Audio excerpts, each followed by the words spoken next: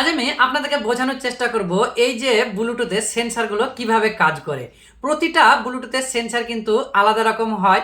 আসলে এগুলো আমরা অনেকেই ইউজ করতে পারি না, তার জন্য সমস্যা মনে হয়। তার আগে বলে নিই, আগামী কালকের লোকেশন হচ্ছে আপনার ওই শ্মশান ঘাটটা পেরিয়ে নিয়ালিশপাড়ার ঘাট, অর্থাৎ গঙ্গার ওই পারে বলবো।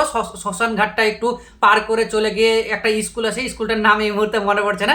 ওই স্কুলের আশেপাশে বসবো, যারা হেডফোন নিতে চাইছেন তারা অবশ্যই অবশ্যই ওখানে ভিজিট করবেন। যেমন এই যে এটা একটা বোটের মাল, এটার সেন্সার কিন্তু আলাদা। যেমন এটা আপনাকে এরকমভাবে কানে ভরলেন, কানে ভরার পরে প্রথমে এই দুটোর সঙ্গে এই দুটো কানেক্ট হবে, অর্থাৎ এখন কিন্তু একবার কানেক্ট বললো। তারপরে আপনার মোবাইলটা অন করতে হবে, অন করার পরে কিন্তু আপনার ব্লুটুথ অন করার পরে কানেক্ট হবে।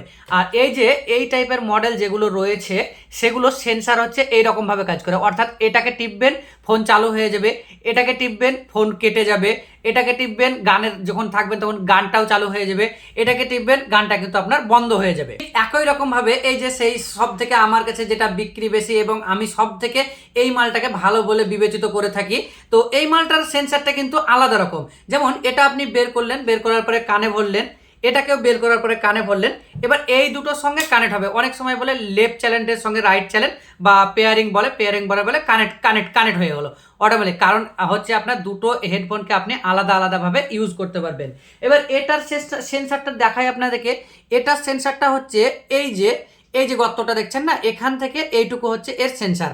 অনেক সময় সেন্সারের কারণে বা কোনো কারণে যখন কেটে যাবে তখন আপনার এই ডিব্বাতে যদি আপনি ভরে দেন বা এখানে হাত দিয়ে এই যে জায়গাটা দেখছেন এই জায়গাটা যখন আপনি প্রেস করবেন তখন কিন্তু এটা অটোমেটিক্যালি অন হয়ে যাবে। অনেক সময় এটা বন্ধ যদি হয়ে যায় কোনো সেন্সারের কারণে।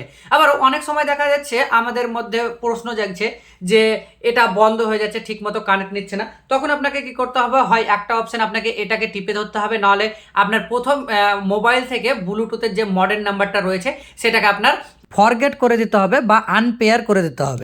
করার পরে কিন্তু আবার এইরকমভাবে যখন নতুনভাবে কানেক্ট করবেন, যে সমস্যাগুলো সেন্সারের কারণে হচ্ছে সেগুলো আর থাকবে না। আর এই যে দেখছেন কত সুন্দর, বলেন তো কত সুন্দর ফিটিং মনে হচ্ছে দুটো কারণে। এটা কিন্তু আলাদা আলাদা দুজনভাবে ইউজ করতে পারবেন।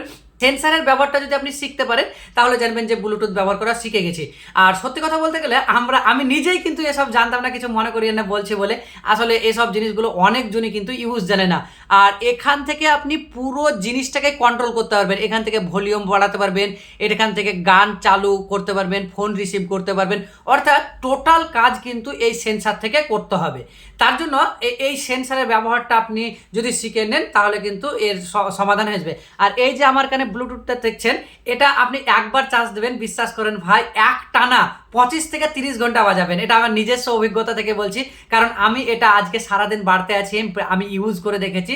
সারাদিন তো ইউজ করতে পারিনি, আমি কি করেছিলাম, কানেক্ট করে টেবিলের উপরে গান চালিয়ে রেখে দিয়েছিলাম। তো এখনো পর্যন্ত দেখছি যে চার্জ সার্ভিস রেখেছিলাম সে চার্জ সার্ভিসই আছে।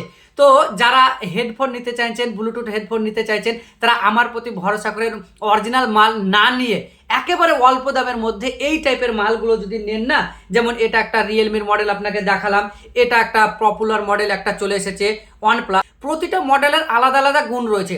যেমন আমার কানে যেটা দেখছেন এটাতে সব থেকে বেসটা বেশি, যারা খুব বেশি বেস পছন্দ করেন না তাদের জন্য এই মালটা খুব ভালো হবে। যারা খুব বেশি বেস পছন্দ করেন তাদের জন্য এই রিয়েলমিটা ভালো হবে। যারা মিডিয়াম টাইপের, মানে বেসও মিডিয়াম দরকার এবং আওয়াজটাও ক্লিয়ার দরকার, তাদের জন্য এই ওয়ানপ্লাসটা হবে।